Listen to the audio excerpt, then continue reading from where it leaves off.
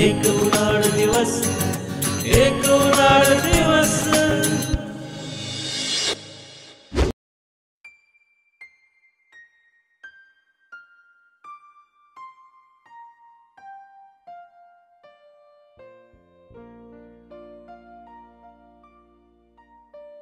सह्याद्रीच्या मुख्य रांगेपासून विलग झालेले एक उपरांग सातारा जिल्ह्यातील माण, खटाव, कोरेगाव आदी तालुक्यांच्या दिशेला गेलेली आहे. या उपरांगेवरच काही दुर्ग विराजमान झालेले आहेत. सातारा जिल्ह्यातील हा भाग तसा दुष्काळी पट्टा. खरे तर या भागातील गडकोट, सुंदर धाटणीची कोरीव मंदिरे आणि जुने वाडे असं बरंच काही पाहण्यासारखं आहे. आजचा आपला थांबा असाच देश पठारावरचा कल्याणगड उर्फ नांदगिरी याच प्रदेशातील असाच एक अग्रणी दुर्ग शिलेदार.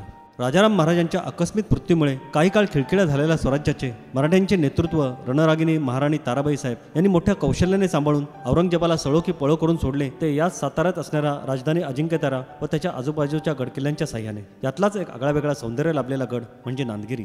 समुद्र सपाटीपासून 1100 मीटर उंचीवर असलेला हा गड साताऱ्यापासून 24 किलोमीटर अंतरावर आहे. या गडाचे नांदगिरी किंवा धुमाळवाडी हे पायथ्याचे गाव. गावातून एक ठळक पायवाट गडावर जाते.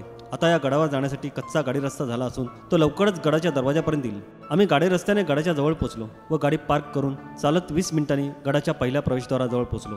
पूर्व बाजूला असला तरी उत्तराभिमुख असा हा कल्याणगडाचा दरवाजा आहे.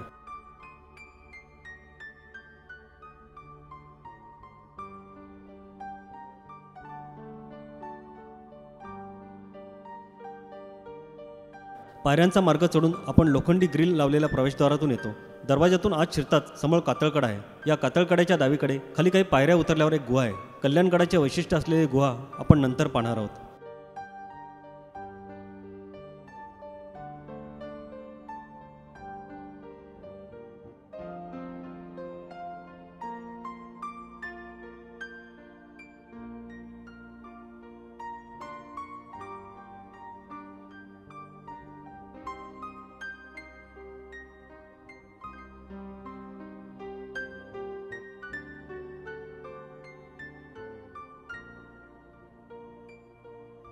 पुन्हा दरवाजाकडे येऊन आम्ही सर्वजण गड पाहण्यासाठी निघालो. गडावर जाण्यासाठी गुहेजवळून वरच्या दरवाजाकडे जाणारी वाट पकडावी लागते. वरचा दरवाजा पूर्वाभिमुख असला तरी दोन्हीकडून बुरुजांनी संरक्षित केलेला आहे.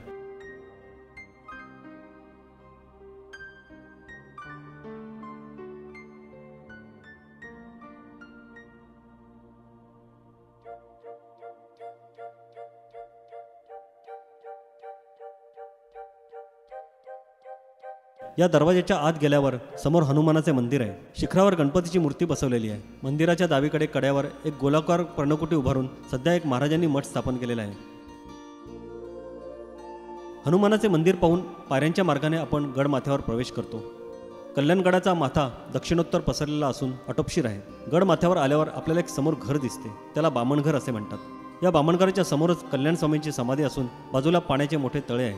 पाण्याचा उपसा नसल्यामुळे पाणी शेवाळलेले आहे. त्याच्या बाजूला चुन्याची घाणी आहे. त्याचे ते दगडी चाक आजही इथे इतिहासाच्या आठवणी सांगत असतात. या तळ्याला खिटूनच शिबंदीच्या घराचे अनेक अवशेष दिसतात. माथ्यावरील एका वास्तूचे नूतनीकरण करून भक्त मंडळींसाठी निवासस्थान उभारलेले आहे. थोडे अंतर चालून गेल्यावर गडावरील वाड्यांचे अवशेष दिसतात. माथ्यावर वाड्याची व शिबंदीच्या घरट्यांची ज्योती आहे.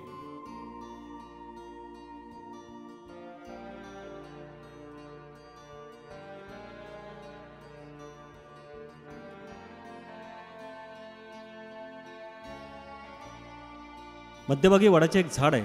या वटवृक्षाच्या छायेत पुन्हा अब्दुल करीम नामक पीराचे एक थडगे आहे. या परिसरात गडावरील एखाद्या प्राचीन वास्तूचे कोरीव दगडी अस्ताव्यस्त पडलेले दिसतात. बहुधा इथे एखादे प्राचीन मंदिर असावे.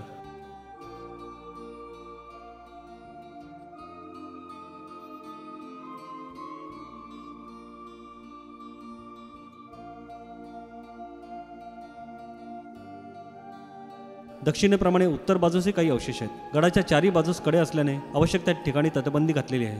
वाटेत श्री गणेशाचे पडीक मंदिर व एक मोठे तळे लागते. दक्षिण टोकावर कोरडे पडलेले पाण्याचे टाके आहे.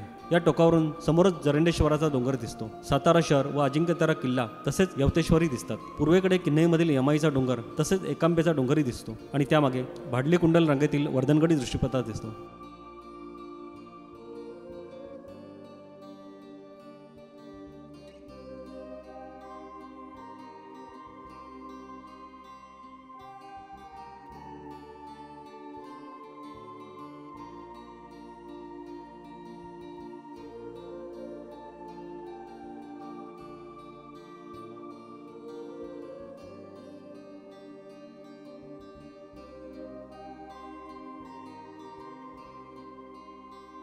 गड पाहून पुन्हा मागे फिरलो व भक्तनिवासात येऊन आम्ही भेळ बनवली.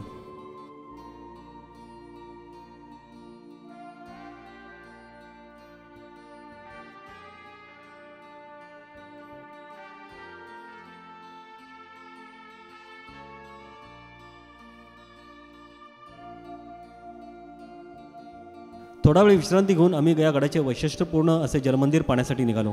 कल्याण गडाचे वेगळेपण असलेल्या या गुहेत शिरण्या अगोदर काळजी घेणं खूप जरुरी आहे. या गुहेच्या तोंडावर 10 फूट उंचीवर मधमाशांची 1-2 अशी पोळी आहेत.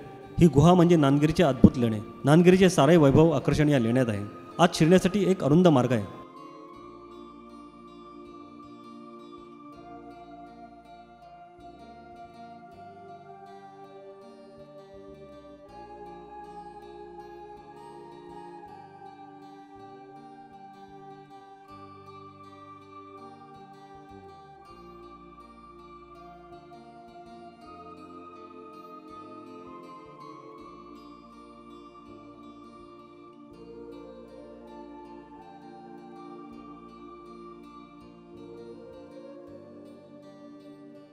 कातळाच्या पोटात खोदलेले लेणे, डोळ्यात बोट जाईल असा अंधार आणि सोबतीला पाणी, याबरोबर एका लोखंडी कठाड्याचा आधार घेत अंधारातून पुढे सरकायचे.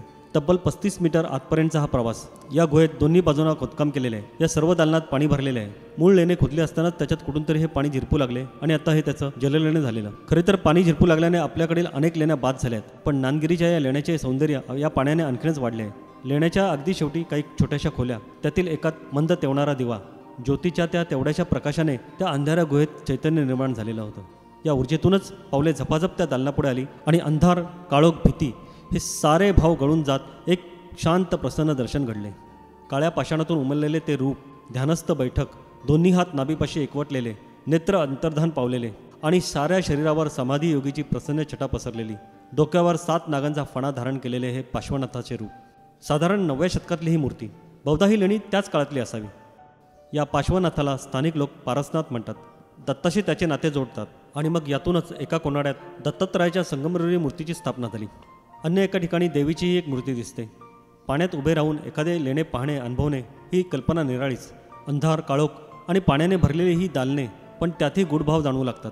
भय आणि प्रसन्नतेच्या मिश्र छटा स्पर्श करतात आणि प्राचीनत्वाचा वास काळाच्या खोल खोल उदरात घेऊन जातो. कल्याणगडाचे दुसरे नाव म्हणजे नानगिरीचा किल्ला. सातारा येथे सापडलेल्या ताम्रलेखानुसार शिलार राजा दुसरा भोज याने या किल्ल्याची निर्मिती केली. इसवी सन 1178 ते 1209 या कालावधीत त्या किल्ल्याचे निर्माण झाले असावे. शिलाहारांच्या सापडलेल्या अनेक ताम्रपटावरून असे दिसते की शिलाहार राजांनी जैन लोकांना अनेक दानधर्मे केली आणि कल्याणगडावरील गुहेत असणाऱ्या पार्श्वनाथाच्या मूर्तीवरून हा गड शिलाहारांनी बांधला असावा हे सिद्ध होते. त्याच्यानंतर तो आदिलशाही, निजामशाही या मुस्लिम सत्ताधाऱ्यांकडे होता. इसवी सन 1673 छत्रपती शिवाजी महाराजांनी सातारा व त्याच्या आजूबाजूचा प्रदेश जिंकून घेतला. त्यात कल्याणगडाचाही समावेश होता. या गडाची दुसरी ओळख बहुधा शिवकाळानंतरची असावी. समर्थ रामदास स्वामींचे शिष्य कल्याण स्वामींच्या वास्तव्यामुळे त्याला कल्याणगड असे नाव पडले असावे, पण याला ऐतिहासिक कागदोपत्री पुरावा नाहीये. पुढे शिवकालानंतर या गडाचा सर्व कारभार पंत प्रतिनिधींकडे सोपवला गेला. पुढे पेशव्यांकडे व प्रतिनिधींमध्ये वितुष्ट निर्माण झाले आणि हा किल्ला पेशव्यांकडे आला. याच काळात इसवी सन 1791 इंग्रज अधिकारी मेजर प्राइस याने नानगिरीची पाहणी केली होती. त्याच्या या भेटीच्या आधारे तो त्याच्या मेमरीज ऑफ फील्ड ऑफिसर या ग्रंथात म्हणतो, मराठ्यांच्या कारकिर्दीत नानगिरी हे तालुक्याचे ठिकाण होते. या गडावर सरकारी तिजोरी होती. किल्ल्याचा कारभार पाहण्यासाठी मामलेदार, फडणीस, हवालदार, दफेदार, कारकून, नाईक आदी हुद्देकरी नेमले होते. त्यामुळे एकूणच काय, नानगिरी आपले महत्त्व टिकून होता. गडावरचे मराठ्यांचे हे राज्य 1818च्या शेवटच्या मराठी इंग्रज युद्धापर्यंत कायम होते. 1818च्या एप्रिल महिन्यात इंग्रजांनी नानगिरीवरती आपला कब्जा मिळवला आणि या गडाचे दुर्ग वर्तमान संपून इथंच पर्व सुरू झाले. इंग्रजांनी गड जिंकल्यानंतर त्याची दुर्ग म्हणून सर्व शक्ती नष्ट केली. तट, बुरुज, इमारती पाडल्या, तोफा पळवल्या, दारूकोठारे उद्ध्वस्त केली. सारा किल्ला एक स्मशान झाला. गडाची ताकद त्याच्या आक्रमण आणि संरक्षणामध्ये, किल्ल्याची हीच ताकद ब्रिटिशांनी अन्य किल्ल्यांप्रमाणे इथे नष्ट केली. या दरम्यान पुढे 1862 एक ब्रिटिश अधिकारी या किल्ल्याच्या भेटीवर आला असता त्यावेळी त्याने एक भग्न आणि निर्जन किल्ला अशी नानगिरीची उपेक्षा केली.